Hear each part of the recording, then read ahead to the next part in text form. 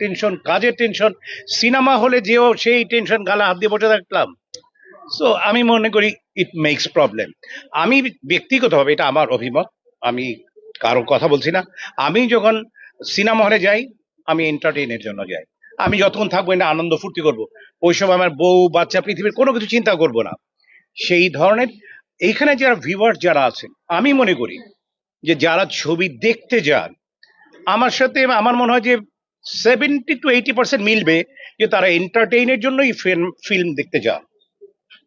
তো সেইখানে এন্টারটেইনমেন্ট যদি আমি না পাই, সেই ফিল্মে চিন্তা করা চলবে না। তার জন্য আমি বলেছি যে আপনি যদি 12টা থেকে 12টা 24টা ছবি করেন, সেখান থেকে বাংলাদেশ থেকে আপনি খুঁজে বের করতে হবে কারা এই ধরনের ছবি করেছে, কারা যাদের ছবি দেখে জনগণ, তাদেরকে দিয়ে আপনি 2 বছর ছবি করেন। এবং তার পাশাপাশি আনডাউটলি আপনি মিনিমাম 200 থেকে 300 সিনেমা হল বা সিনেপ্লেক্স যেটাই হোক সেটা সরকারি পৃষ্ঠপোষকতা হবে। তাহলে আমি গ্যারান্টি দিয়ে বলবো ইনশাআল্লাহ ফিল্মের সুদিন আসতে বাধ্য। ভাই রিসেন্টলি একটা জিনিস আমরা দেখেছি যে সিঙ্গেল হল 10টা হল বন্ধ হয়ে গেছে।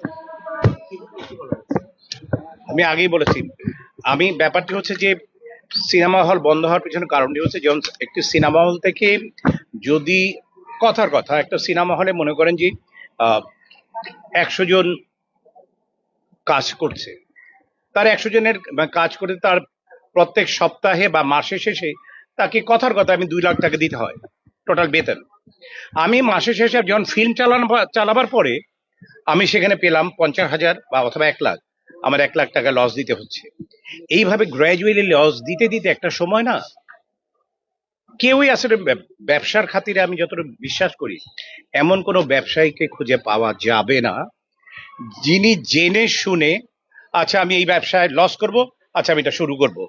আমার মনে হয় না এরকম কোনো ব্যবসায় বাংলাদেশে কেন পৃথিবীর কোথাও পাওয়া যাবে। সো আমি যখন দেখবো যে এখান থেকে আমি কোনো রকম টাকা আমি ফেরত আসছে না, বা আমি সিনেমা হল থেকে আমি কোনো রকম টাকা আমি রিফান্ড করতে পারছি, রিটার্ন করতে পারছি না, তখন গ্র্যাজুয়ালি আমি বন্ধ করে দিচ্ছি। যেটা হয়েছে আগে সিনেমা হলগুলো থেকে রিসেন্টলি যেটা হয়েছে, আগেও যদি চিন্তা করে দেখেন সেইভাবে হয়েছে। এবং অদূর ভবিষ্যতে যেই 2-4টি সিনেমা হল আছে এগুলোও বন্ধ হয়ে যাবে। রিসেন্টলি দেখেছি শাকিব খানের পুরনো সিনেমা চলছে ঢাকার বাইরে। রিসেন্টলি গিয়েছিলাম, দেখেছি যে পুরনো সিনেমাগুলো চলছে শাকিব খানের। নতুন কোনো সিনেমা নিতে চাচ্ছে না প্রযোজকরা, ইন্ডাস্ট্রি তুলে আনতে পারবে না বলে। আম,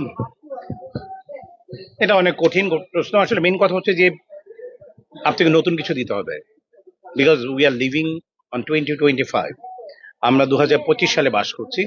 2025 সালে যদি আমি 2010-এ